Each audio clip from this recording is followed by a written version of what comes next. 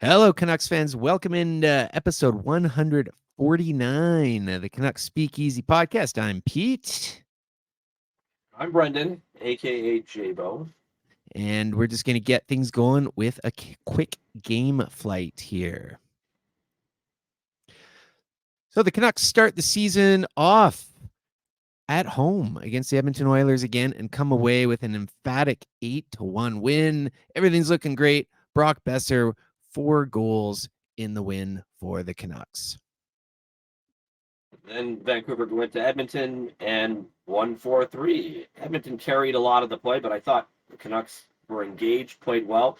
Good to see Lafferty get the winner, the new guy. Canucks then go to Philly and lay a stinker, getting shut out 2-0, getting badly outshot. As good as the first game I got to talk about was, this game was the opposite, except for Thatcher Demko. And then obviously today's game, this afternoon's game in Tampa, they lose 4-3. Played better than they did in Philly, but still, in my opinion, nowhere near as good as they have to play if they want. If this team actually feels like they are capable of being a playoff team. Yeah, I think that's well said, and we're gonna get into all this. Just kind of summarize where we're at 4 games into the season. First, I just want to mention no Doug this episode. Doug cannot make it. This is why we're going with 3 hosts this season. But yeah, it's kind of weird for me, man. I got no Doug. I mean, Brendan, you're a good fill-in for sure, but I just want to give Doug a shout out right off the bat. Doug, we miss you, buddy. I'm no Doug. I am definitely no Doug. Well, that's probably good for everybody. We don't need more Dougs on this planet. He's not here, so I can talk shit Yeah, like about him. you're picking on the poor guy, and he's what? Isn't he in Toronto or something like that? He's in Toronto right now, and he's I mean, probably already just the guy's going through enough. yeah, he's probably turned off the episode already. He's like, oh geez, listen to Pete going off. Brendan, how are you doing though? How's things in your neck of the woods? Well, I'm slightly on the disabled list right now, just with a cold, but just pounding the cold medication. I'm telling you right now, that stuff works wonders. So I feel decent. I love that old Dayquil NyQuil combo. It kind of makes you feel a little bit fuzzy during the day. It's oh god, yeah. The brain fog on Dayquil is real, but NyQuil is great. Sleep like a baby. Yeah, yeah. No work, days off work, or you No, I took one day off just because I felt like I was being responsible, and then it wasn't as bad as I thought it was going to be. So I was like, nah, we'll just go to work and fight it off. Stay away from people as much as I possibly can. Yeah, man. Yeah, man. It's going around my work too. It's been a busy week for me, but nothing too exciting in this neck of the woods. Had some music this week, watched lots of sports, just being busy with work. I've got holidays coming up, so condensing work. This is the best time of the year for sports. You've got baseball playoffs, you got NFL football. Yeah. And obviously the Canucks are starting. Hey, if you're an NBA fan, NBA just is about to get underway pretty soon here. So, I mean, this as a sports fan is one of the best times of the year. 100%. Doug and I say that all the time too. I did a NBA fantasy draft for the first time in my life. I'm in an NBA fantasy pool this year, which I've never done. My good buddy Matt is a huge hoops fan, and he needed a 12th team to round out his league. And I figured this is kind of a good way for me to kind of at least get a little bit more into the NBA. But I tell you, man, after the first 4 rounds or so, it was just like picking names in the dark for me. Yes, yeah. I mean, it would be the same for me. I mean, I follow the NBA relatively well, but still not well enough to do it. I have a coworker who's just really into the NBA, and if I went up against him in fantasy, he'd kick my ass. Yeah, I was curious to see how this goes. I mean, I'm watching right now. Got the Jags Saints game on. My fantasy football team's taking a beating. My hockey pool team is doing okay, but you're right. This is the best time of year for sports. That's where that's my holidays coming up. Doing a bit of a sports weekend down in Phoenix, which is going to be great. Sorry, my fantasy football team is just getting absolutely annihilated this week. We've got. I mean, it doesn't help that I've got both Dobbins and Jefferson on the IR, but then I have buys for Chase, Derrick Henry, and my quarterback Justin Fields is also doubtful with an injury. So Yeah, I this think week is going to be absolute shit. I know it, and I'm just gonna sit back and be like, nothing I can do about it. yeah, I'm with you. I'm all Q's, O's, and buys this week. So we'll see who's actually left standing. Folks, as well, you can follow us out there online. If you're not, I'm at Pete_Gas on Twitter. The podcast is at Canucks Speak on Twitter. And Doug, he's out there at Doug Venn on Twitter as well. Brendan, where are you out there? I am at Jabo, JABO _ Vancouver. And obviously, we should say this. We didn't plug this last week, but we are also on YouTube. So go to YouTube and just fucking bang that subscribe button. Yeah, give us the likes, give us the subscribes. Friend of the show, Bird, suggested that, and it's like, well, yeah, that's pretty logical stuff. We're new on the whole YouTube thing, and again, it's really just for us, just putting it onto another platform so people can access it. Oh, and one more thing, don't forget as well, the Canucks Speakeasy outro music playlist that is on Spotify. It should be up on Apple this week as well. Give that a listen. Great beats to check out while you're working. All right, Brandon, I do want to say we were originally going to record yesterday. And I got to admit, some things happened, and I was just like, oh man, I don't know if I want to talk following that Flyers game. Let's see how things go in Tampa. And like you said, it was better against Tampa. It was better. We saw spurts of it, but I don't think we saw that full 60-minute game yet that Talkit and the fans want. Well, what bugged me about today's game was it just seemed that they were passive. Very, very like, you watch those first two games, and they were very aggressive in all three zones. They really, I mean, took away a lot of the time and space from the Oilers, who arguably are probably a better team than both the Flyers and the Tampa Bay Lightning. Um, in this game, it seemed like, and especially in that towards the end of that second period, they got so passive, almost like they just fell back into old habits where you get that. I think that goal that I'll say this. Who was it? Asimov, I think, scored it. Great And I name. know great name, and I know Demko probably is going to want to have that one back. But as soon as that went in, right after that, you have an opportunity to get a shift and reapply the pressure, but then they got passive. And especially when one thing you really noticed is in transition, the back check just is not what it needs to be. It's not what it was. It's again, and then you have your defense backing in, and it was really, really frustrating to watch. And I know everybody's going to pile on Tyler Myers, and rightly so. He, yeah, he got the goal today, but he was his mistake on the penalty kill. You could argue, I mean, that second goal on the PK, Kucherov's, I think that was Kucherov's. That That was the that one his where he took first out. was That was the one where he took out Petey. I think it was his first one, right? Yeah. Yeah. And you know what? I mean, and you know what? I mean, yes, he deserves to get shit on for that. But I will also say this: Pedersen's not playing well either. I mean, no, he's Yeah. not costing things to the extent that Myers is, but he had the puck there, and he's just not hard on it. You have to be. If you're going to be on the PK, you can't be passive. That puck's on your stick. You got to fight to get that puck out, and he just didn't do it. He allowed the power play to converge on him. Myers did what Myers does, and the puck's in the back of your net. And essentially, at that point, 4-2, it's difficult to come back. Petey banged up. I think we're seeing that a bit, but I've even noticed. I thought Quinn Hughes was fairly quiet in the game against Tampa. He's Yeah, had spurts, but there were a few guys. So the Tampa game is fresh, so there were a few guys that I thought had good games. I thought Miller was still quite good that game. I thought Ian Cole was decent. I think Sam Lafferty has played quite well for his few games. Didn't really notice Friedman besides getting a bit beaten up there by Tanner Jeannot, sorry. But yeah, I mean, there's some guys I shouldn't say some guys, actually. I would say throughout the lineup, it's hard to find guys who've been overly consistent, like Hronek's being a bit up and down too. Besser has been great. He's got 5 goals, but he has been much improved. But no one really, it feels like I felt maybe Miller and Demko were the only two that really kind of brought the full 60 today. Anthony Bavilla is still without a point this year.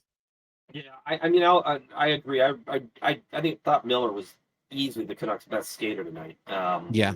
I mean, he got in on the forecheck consistently. I mean, that was a great play on that first goal to get in on the forecheck. Get the puck off their stick, and it ends up getting to Besser for the goal. So yeah, I think he was easily the Canucks' best skater. I did like that line as a whole for the most part. I thought, Yeah, me too. I thought Besser and Di Giuseppe, both played well. But I definitely JT Miller was driving that ship. And you kind of saw it at the end, and not to harp on Petey here, but you've got the puck with 5 seconds left in the game. What are you Yeah. doing? Yeah, it Holding stopped on to the passing it puck with around. 5 seconds. Mm-hmm. It's just that to me is a sign of a player whose head's not where it should be, because that to me is game management, and you have to know how much time's left on that clock.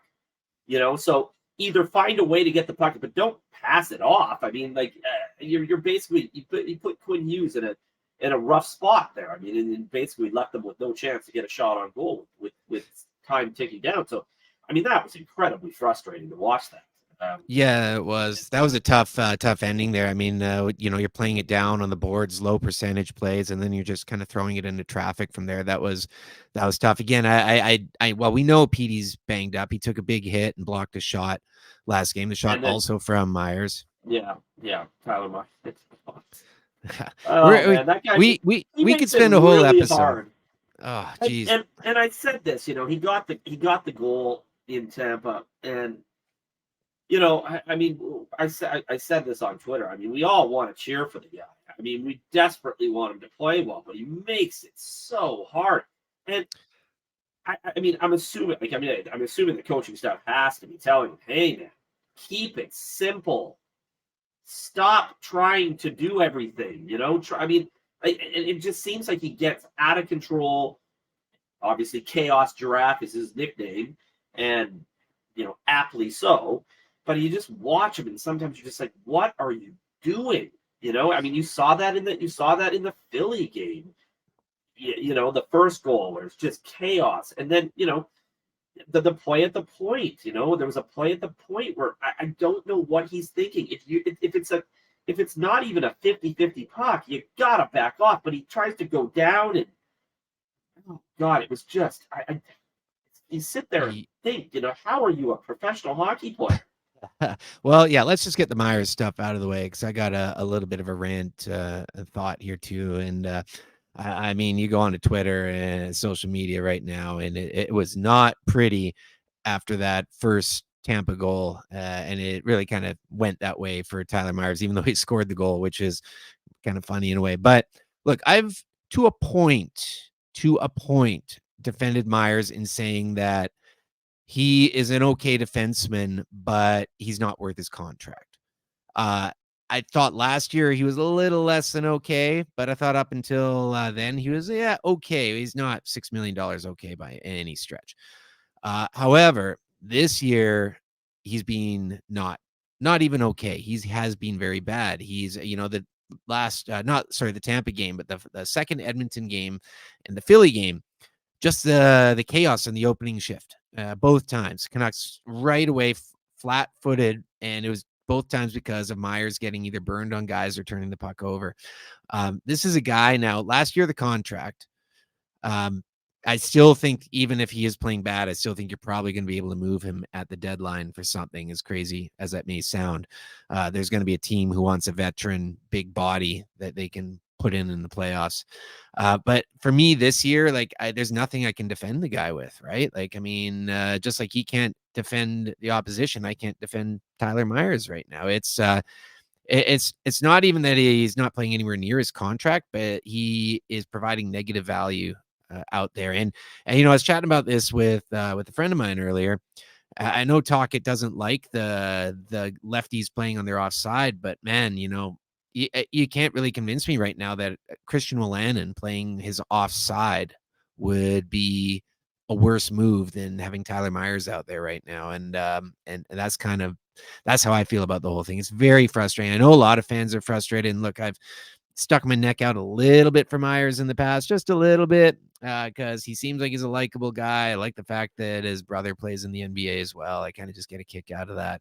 The teammates seem to like him. He's good in the dressing room, but we've been hearing that for years. Good in the dressing room. That's not good enough on the ice. So for me, I can't defend the guy at all right now. It's frustrating. And he's not the only reason, but our blue line has looked pretty sus, I think, really since the first game. Yeah. I mean, I thought they looked. I mean, outside of that stretch to begin the second game in Edmonton, I thought they actually defended relatively well as a group.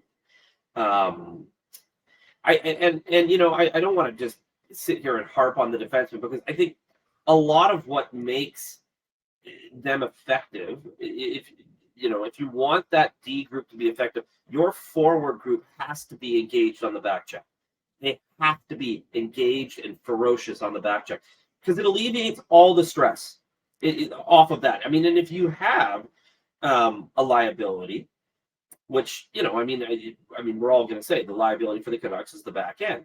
So that just puts the onus where your forwards have to be engaged in all three zones, and they were in that first game. I thought they were for the most. And I thought obviously Edmonton had a distinct territorial advantage in that second game, but I thought structurally and just with the way that the back check from the forwards and the way they were tenacious in all three zones. I mean, I thought they defended relatively well. DeSmith obviously played well, but I don't think they asked him to do what they've asked Demko to do in these last two games, which is, he had to make some glorious saves just to keep these games where they were. I mean, that game in Philadelphia should not have been 2-0. That game No. should have been 6-7-0. Yeah. And this game again, he had to make some really good stops. I mean, it wasn't to the extent of Philadelphia, but still, and again, a lot of it is poor puck management, and the forwards need to be better on the back check because if your defense isn't that good, you can't have them defending on an island. They need help, and so and just to get on to Myers quickly, and I agree. I mean, like something has to happen, at some point. The guy. I mean, you gotta sit the guy down. I know he's making $6 million, but I mean, the decision-making process is it just boggles your mind sometimes. You have the puck on your stick. Yeah, and somebody had made the point, and it was a good point. The play leading up to Myers having the puck on his stick on the PK on the it was Tampa Bay's first goal. I mean, it probably shouldn't have gotten to that point, but still, I mean, you have the puck on your stick. You have time. It's not like he was under like some crazy amount of pressure, and he throws it into traffic. Yeah. When you have the middle of the ice, there's no one there. You Yeah. can't tell me that you couldn't see that. It's I mean, it's unreal. I'm just sitting there like So my thing with wanting to bench Myers is, of course, the right side's weak, and we know that. Like they just need bodies. Like and that's the problem, right? we got Mark Friedman in the lineup already, who would generally be a 7 or 8 defenseman on some teams, and probably even a 9 or 10 on other teams. But that's the situation, right? Like Myers is going to keep getting ice time just because the right side is so weak. It's going to be interesting to see what happens with the Connor Garland situation with that as well, like whether they are able to bring in another right shot defenseman, and maybe that will change the scope. Just with some of the new blue liners as well, and I'm going to include Hronik in this with the new blue liners. Hronik's been all right. Like he's been pretty good. He's been definitely looks like a top 4 defenseman.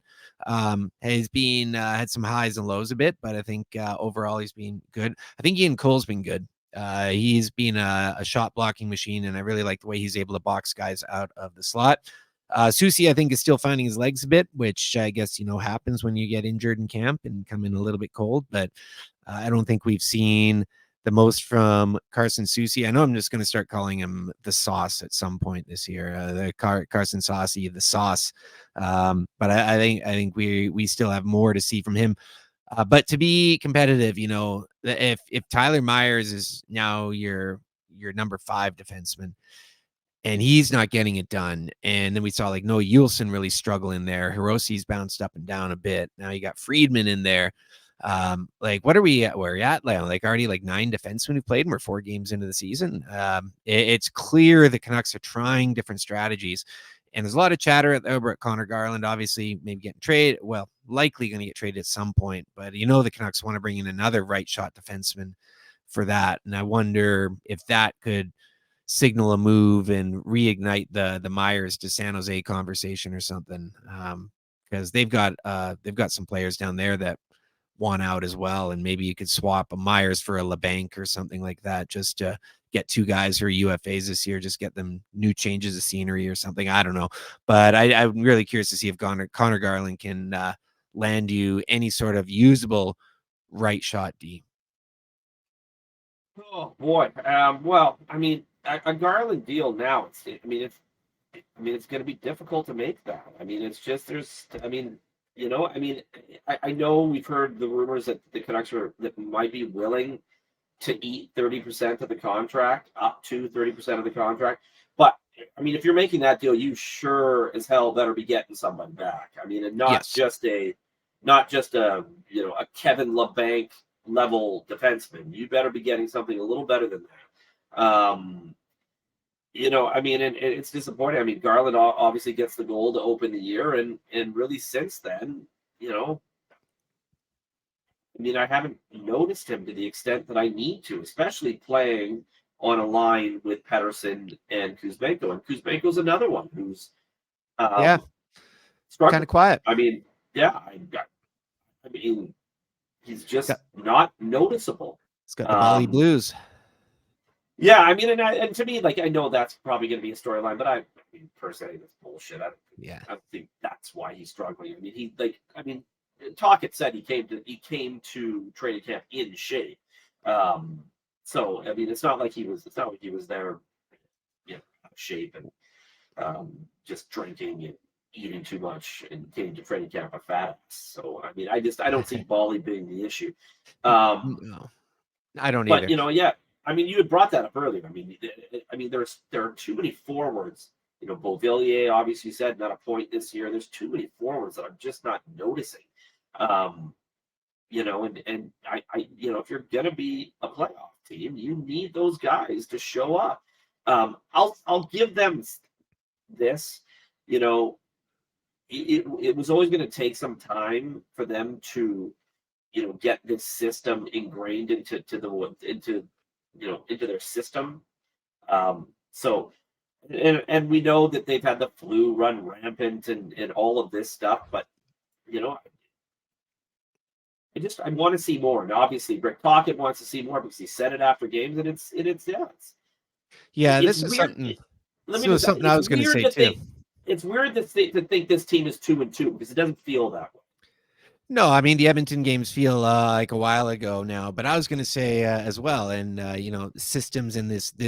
I think Kuzmenko in particular, he was pretty much freewheeling under the Boudreau era to just kind of go out there and do his thing. And obviously, I think all the players are really trying to learn and understand the Tocchet system. And I know your favorite word, right? The S word. They're trying to figure out that structure, and they're trying to figure out that idea. Still, I think for a guy like Kuzmenko, that could be tougher. He's a guy who's being, like I said, fairly just kind of free to do his thing. And I never associated a defensive game with Kuzmenko too much. But I think I mean, yeah, it's 4 games here. I do think the team is figuring this all out still, but they had some time with Tocchet last year. But again, a lot of new bodies in the fold as well, and a lot of tinkering. And some guys are banged up already. But I mean, we can say that Thatcher Demko has been fantastic, and Casey Smith is the Smith as well. Like the goalies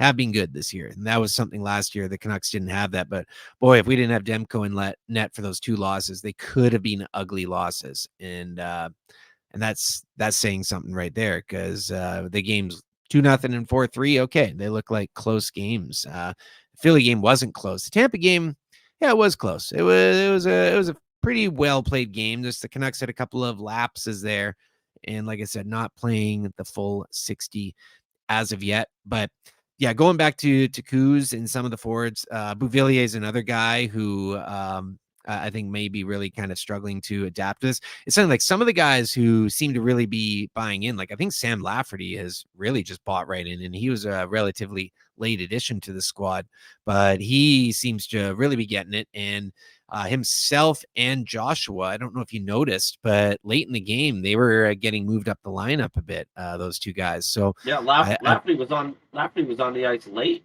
yeah, in the with the 6 on with the 5. yeah on the 6-on-5, he was on the ice. So Yep. that has to tell you something. All right, and to the guys like Garland and Beauvillier, who in theory should have the skill to be on the ice at that point. I mean, this has to be a wake up call to them to be like, if I want to be that guy out there, I have to do more. Or because you've got guys coming back soon enough. And I'll say this, I think Hoglander has been better than both Beauvillier and Garland. Oh, for sure. For Hoglander's being actually like pretty good, I think. I mean, And so because you'll have both at some point. Mikheyev, I mean, Mikheyev's been he's been practicing with the team, um, and I think he took the morning skate this morning. So that has to mean he's close. So if he's not there on a Saturday in Florida, I mean, he may be there. I mean, he might be in Nashville, and possibly at some point Bluger's going to come back. I don't think he's going to come back on the road trip, but he's going to be back sooner rather than later. So there are guys that have to pick it up, or they're going to find their ass in the press box very soon. yeah, I forgot about Bluger as well. Mikheyev, yeah, he's with the team, so that's a good sign. He's kind of forgotten in all this, and brings another different element to the team. But yeah, it was interesting seeing Lafferty out there in the 6 on 5. I thought a bit of it might have been just a bigger body and wanting to have a bit more of a net front presence and get some more Probably chaos out there. get Uh, but puck retrieval. yeah, and but I do think Lafferty has fit into this really well. And like I've said this before on here, is like I like Sam Lafferty. I liked that trade when it happened. I thought he's a could be a really shrewd addition for this club. But the fact that him and Joshua, and remember, we all remember Joshua had a bit of a rough start to camp and he got singled out. But Joshua got some shifts with Miller and Besser late in the game as well. So again, I mean, we knew this going in. There's a glut of wingers.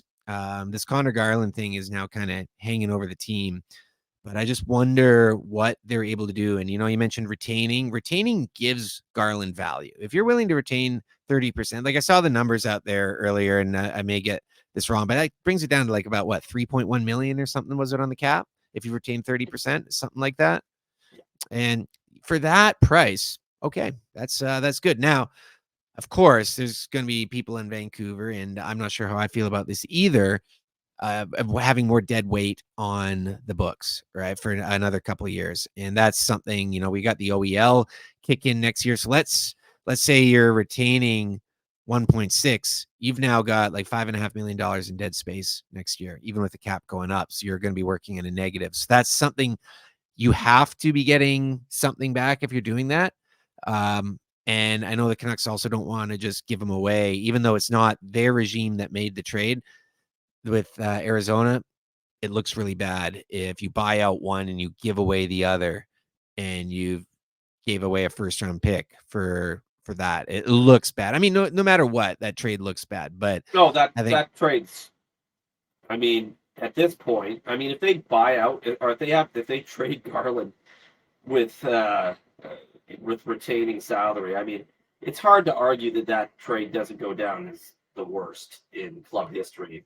I mean, it was just an awful trade. And I at the time of the trade, I always hesitate to make these proclamations about how I feel until I actually see the players play. But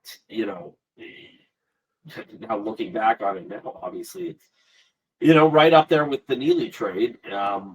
Neely's still worse for me. I just think the Neely trade is still, it's going to be Yeah. tough to I beat that mean, one. it's a whole. I mean, it's hard. It is sort of hard to compare the two because one was made in an era where there was no cap, and now the ramifications of this trade are more like because the Canucks, they. I mean, Dylan Guenther, we don't really know what he's going to be yet. So at the end of the day, you may not have given up much if Dylan Guenther doesn't turn into the player that some think he had a chance to. I mean, he's still really young, so there's a lot of time for him to grow. Mm-hmm. But just the cap ramifications of it and looking at it from that angle that you didn't have to worry about 40 years ago Yeah. is where you look at it and you're like, oh God, it looks so bad. What is it? We're gonna have OEL on the books until 2031, and it's just kind of ironic because of all the guys. He's our Bobby Bonilla. Yeah, in a lot of ways he is. Although, man, I love that Bobby Bonilla deal. The way he worked that was just fantastic. Here's $1 million every July 1st, and from here till eternity, essentially. But yeah, I mean, that's my thing with Garland is.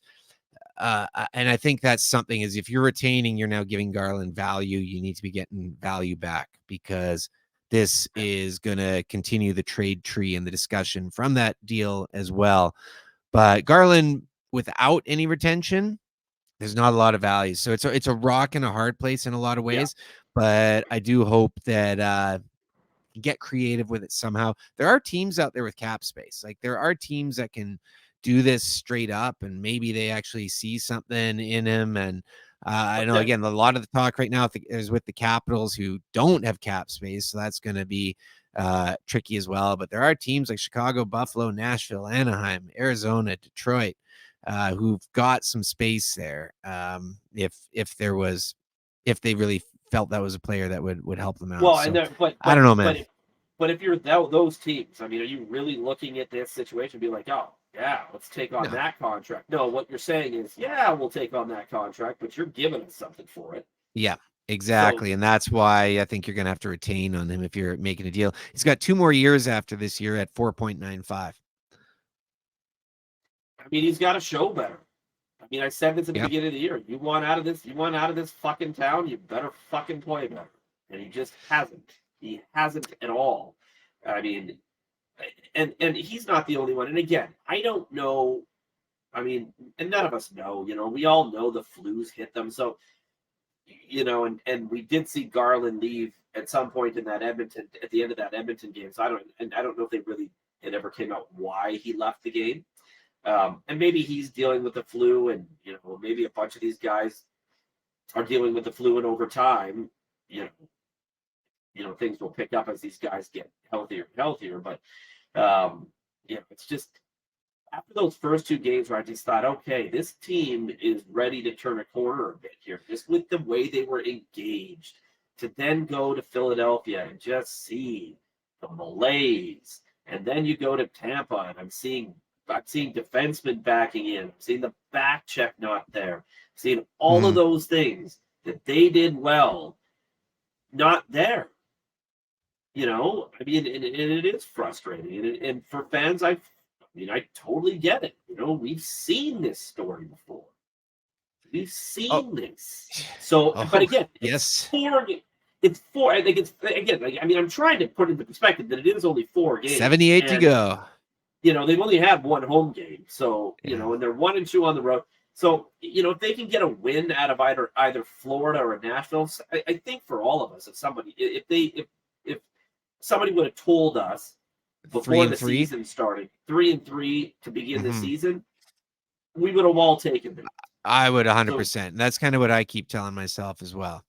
I mean, hey, even 2-3-1, I could palate that. But I mean, to me, like above just wins and losses, it's the process of those wins and losses that count, that carry as much weight, as the wins and losses do, because that process is what's going to lead to better days for this team. Um, and so to see this team today in Tampa play, they played it. The first period wasn't great. I mean, they had a couple of minutes towards the end of the first. The second period, they actually carried the point for 15 for a large swath of that period. But again, then fell back into old habits. And then the third period, they wait for the last 10 minutes, as they always seem to, and then they turn Mm. it on. And then they get engaged physically and get in on hard on the forecheck. And then they create chances. And, you know, do that from the opening fucking puck drop. Stop waiting for something bad to happen for you to actually decide, oh, we better start playing. Instead of What a difference a week makes, eh? I mean, this time last week, Canucks, well, they're 1-0. Eventually they were 2-0. Prospects for the Canucks had a really big weekend. Um, Feeling really good about everything there, 2-0, big weekend for the Canucks prospects. And now here we are, a little more down to earth. Hey, we never talked about we did make, we talked about speculative trades, but and we mentioned Friedman, but what did you think of the trade they made with Pittsburgh? And I also want to say that's actually the first trade that they've made with Pittsburgh since Pearson for Goodbranson. I know we're bringing in a lot of former Penguins, but that's actually the first Penguins first trade brain. in 4 years. I mean, you're bringing in more of what you need. You're bringing in a guy who can play at the NHL level in Friedman. Um, and he's more kind of what I think Talkett wants. That a guy who can play physical, who's not afraid to stand up for his teammates when he has to, a guy who's going to eat pucks, block shots, do what he has to do to win. In a perfect world, he's probably a number 7. But I thought he played relatively well in Tampa today, and it's the first game, so you're not going to read a whole lot into it. Didn't make any. Some people said that he made a mistake on the goal, that the Asimov goal, but at the end of the day, that's what Demko has to stop. I'm sorry, guy coming on his right side, and shoots a clapper and it goes over your shoulder. You lost the net. You got to make that stop. Yes, he played extremely well. Demko, he was the only reason that game was as close as it was, but he still has to make that stop. I think that's still fair to say. Um, but I'm kind of annoyed at the way things went with Jack Rathbone. I've been annoyed for many years with Annoyed the how lack so? of with the lack of development, Hmm. that this organization has shown. And obviously with this new regime, we should call them new anymore. They've been for almost 2 years now. But with the latest regime, it's way too early to say what they're going to be, and what the development's going to be like under their guidance. I like what I'm seeing right now. But the previous regimes, going back to the last time the Canucks really had, probably the only time in team history the team had any success developing players was, towards the end of Burke and into Nonis's era. Hmm. When you had guys like Burrows and DX and Hansen, um, make their way from, Tanev. yeah, Tana, from humble beginnings to being, very, very good NHL players. Yeah. Kessler as well. I don't know if I mentioned Kessler, but Kessler as well. Yeah, he was You pretty good. know, but Yeah, so it's true. yeah, so I'm frustrated that Jack Rathbone went the way he did. And now, maybe he would never have developed. I don't know, but I definitely feel like there was a better path to developing him that just was never here. Well, I've always liked Rathbone. I thought he's a good kid, good story. I thought he was going to be number 2 left side power play guy.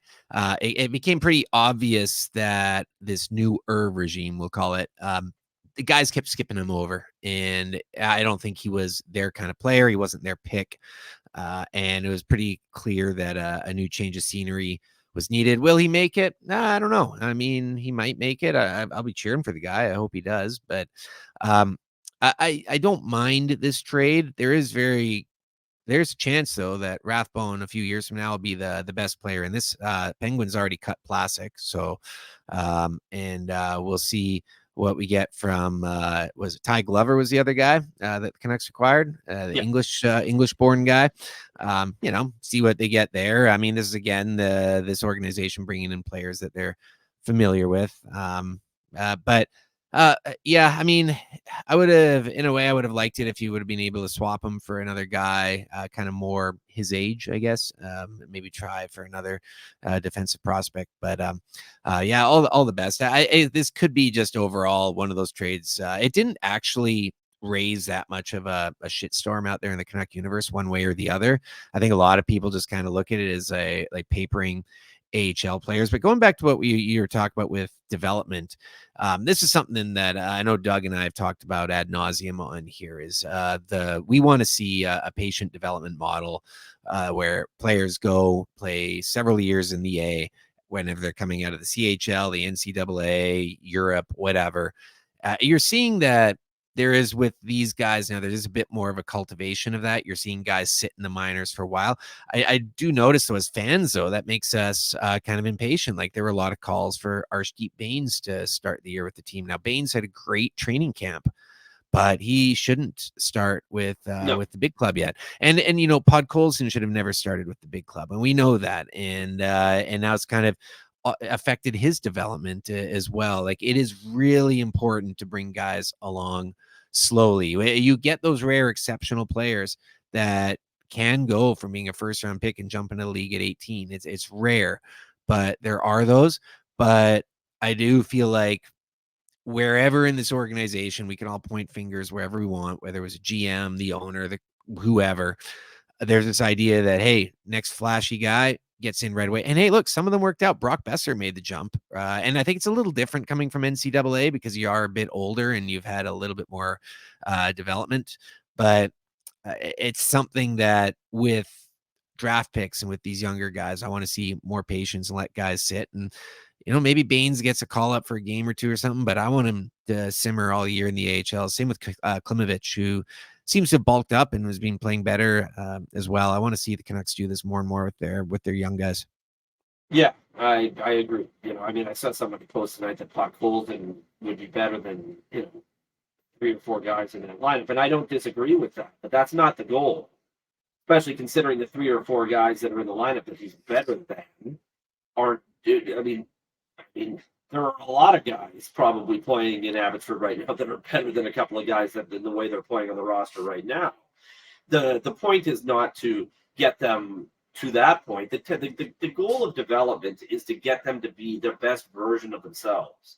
Yeah, That max should potential. always exactly that should be always be your goal in development. So Todd Golson stayed put. He had a couple of goals. I mean, it was kind of a weird schedule last weekend uh, for Abbotsford. I mean, they won them both. They won the first game, I believe, was 7-4. And Arshdeep Bates was fantastic. A goal and 3 assists. Bob Colson had 2 goals. I mean, it was really a spectacular game for Abbotsford. And then they win. It was a closer game. I think they won 4-3 in their second game, which was played the next day at, I think it was at like 2 o'clock at local time in Quebec after playing a 7 o'clock game the night before. So that's a tough turnaround for a team that's playing their first 2 games. And the same goes for both teams. They're both going through it. But with the team that's traveling, it was really good to see them pull that victory off. And Tolopilo and net looked fantastic. Seeloff looked a little bit iffy in the first game. But the guys in front of him were great. And so, why not let those guys sit down there? Why not let them play in that environment where they're really growing together, learning the way that Tocchet wants them to play, which I believe is extremely important. In all likelihood, you probably only have a couple of those guys. If you're lucky, maybe 2 or 3 of those guys become legit everyday NHL players, but put them in the best position you can Mm-hmm. to to make sure that that does happen. I mean, I think it was Ray Ferraro who said that no player has ever been ruined by spending too much time in the AHL. Yeah. Um, I mean, and obviously that's within reason, but I mean, it's absolutely the truth. And you're right. I mean, there's this rush to get that new shiny toy to the NHL. And at the end of the day, it's probably ruined more players than it has helped. So, I mean, this idea that the only way you can learn the NHL game is playing in the NHL, flies in the face of what we do know, and that is the importance of AHL development, to understand the way that organization wants you to play, and so that you can develop the habits at both ends of the ice, so that when you come up to the NHL, that coach knows that he's going to get a 200-foot game from you, because that's probably the most important thing. And what's hurt a lot of prospects in the past here in Vancouver, whether it be Jake Virtanen, Adam Gaudette, all of these players that couldn't play a 200-foot game to save their life. Yeah, for sure. And I think Rathbone was certainly a product of that too. So I'll be curious to see. Pittsburgh has a long history, again, at least under historically of letting guys cook for a while down there. A couple other processes. We're talking about prospects. A couple other prospects not in Abbotsford, just worth mentioning, who have been off to stellar starts. Lekara up to, I believe, 6 goals over in the SHL now, and Hunter B is among the top scorers, not just defenseman scorers, but top scorers in the OHL right now. Another couple of hot starts. I mean, Hunter B, I can never pronounce his last name. So what is it, Brukovitz or Berkovitz or something? I'm the king of mispronouncing names, so I'm just calling him Hunter B. But this guy's looking like he could be a player. And Lekara after a rough year in mono last year, looks to be back on track. So it's good to see as well that there's a couple other prospects out there. The pool still needs some more blue chippers, but maybe those guys can kind of get into low end blue chip category if they have stellar years this year. Yeah, I mean, Lekara, as you said, with his 6th, the kid has a hell of a shot. Sure does. You can't teach that. I mean, it's almost impossible to teach that. Um, his slap shot is hard. It's accurate, and then he has this wrist shot that he can. I mean, today, he basically fit that into a pinhole. I mean, it was a beautiful shot, and so I'm just like, they've yet to update the SHL. Yeah. Stats leaders, but I don't know what happened with the rest. But I mean, going into today's game, 6 goals led the SHL in goal scoring, and not just that that's impressive. It's just when you go down the list that I'm looking at right now, there aren't many guys that young that are doing what he's doing. Like, he's the only teenager outside of it. There's one other one, and that's and fans will get annoyed if he turns into a player, but that's Axel Sandin Pellikka, who has 4 goals. And he's 18 years old, and a defenseman, obviously. But outside of that, there isn't another teenager. I'm looking here right now. I don't think there's anybody else below the age of 24 years old. There's one 21-year-old and a 23-year-old.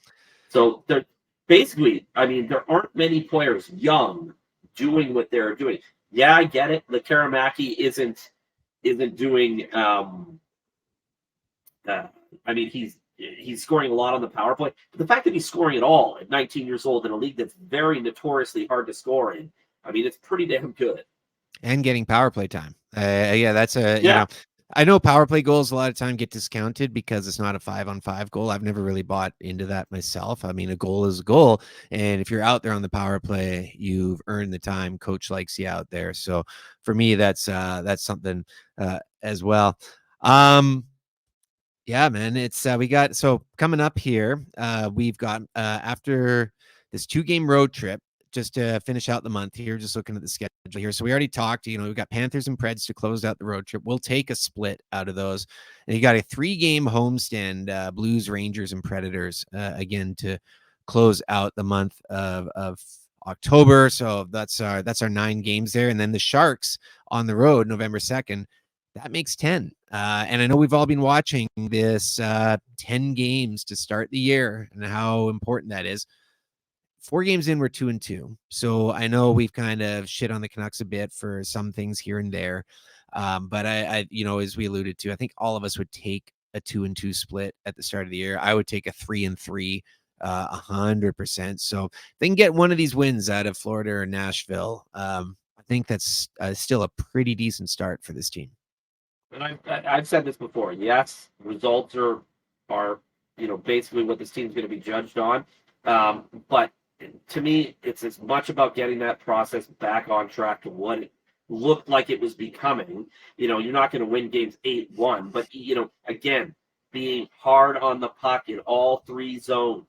Don't back off. Take time and space away at all times, which is what they weren't doing in either Philadelphia or Tampa Bay, and it was extremely frustrating to watch. Take away time and space. The best offense is a good defense. Create turnovers, create chaos on the other team. It's just Chaos giraffes. He creates chaos for his own team. So, but yes, get the process to the point where I feel like, okay, this is a team that can win hockey games.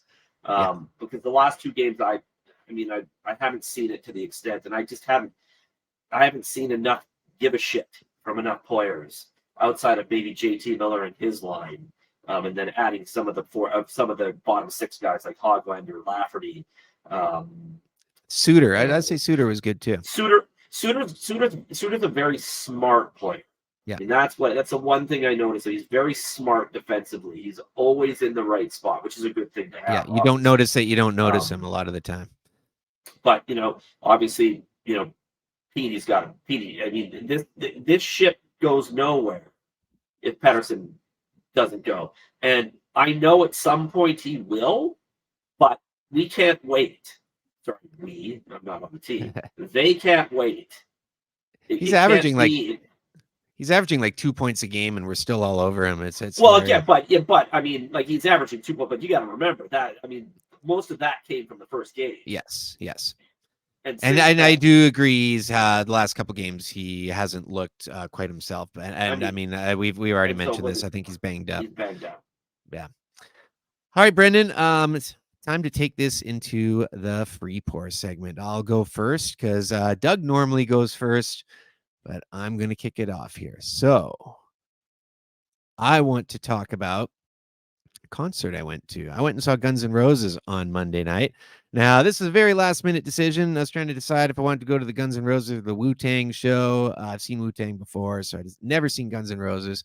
But this is a band that, I have listened to them for a long-ass time. I remember getting a tape from a friend of mine down the road. He gave me a tape. One side was Appetite for Destruction, and the other side was, I think it was Justice for All. It was a Metallica one. Anyways, that little cassette tape changed a lot of my world for a while. And Guns N' Roses was pretty fun. Axl, couldn't quite hit all his notes, but Slash is just incredible to see live. Duff was great. It was a lot of fun. But yeah, I just wanted to give kind of a shout out to that. A band that I can finally, just give the little check mark next to seeing. Pretty fun day. Went with a couple friends of mine. Good times. So always nice to get to hear some of those classics in person. Brendan, what do you got for us this week? All right. So as I like to do, I like to. Oh, you going with the background for the people watching on YouTube. Let's go with this. And there we go. Ooh, I see where you're going. For those who love the Rocky movies, and I do love the Rocky movies, Burt Young, aka Paulie, passed away at the age, I think it was 83 years old. As pivotal a member of that movie as anyone, because he was in almost all of them. I don't know if I hadn't watched the recent ones. I don't know how much he was in those ones, but certainly the first 4 or 5. He was as important as any actor because he was one of the few actors outside of Rocky, outside of Sylvester Stallone, that was in all of them. And by all accounts, he was a great guy. Obviously, anybody who loves the Rocky movies loved him, and Godspeed, Burt Young. Thanks for tuning in, folks. Episode 149 of the Canucks Speakeasy just about in the books. Brendan, I just wanted to touch on your free pour there as well. Maybe the Canucks should have done the Rocky Stairs while they were in Philly that game. Maybe that would have gotten them Maybe going a that little should have bit been more. their. Maybe that should have been their bags game. Yeah, no kidding. Get them all running up the stairs. Folks, we'll be back on Wednesday, releasing the next episode Wednesday or Thursdays. We'll have that'll be after the road trip. So I'm really curious to see where the Canucks are at there. Looking forward to it. Again, if we just get a split of these next two games, and The Brendan, you hockey want to see gods owe more us. systems? They do. The They refereeing owe as us well. some. Jeez, yeah. No, the I last don't know. couple of years. I mean, there haven't been enough good to talk about. Come No, on. this is a fan base that is starved. We are in need of something good, and this is something I've said before as well. Is that we in this social media era, we've never been good, and it's taken a Yeah. toll on all of us. So let's hope Throw us a frickin' bone here. we need it. And speaking of social media, where can we find us? Well, we're on Twitter. I'm at Pete_Gas. Doug, who's not here, is at Doug Venn. Podcast is at Canucks Speak, and also our outro playlist is on Spotify and soon to be Apple. Canucks Speakeasy outro music. And me at Jabo_Vancouver, and we are on YouTube. So go, as I said off the top, go and bang that subscribe button. Let's go here. Yeah, and we'll be back next Wednesday. Right. Thanks, everyone. Take care.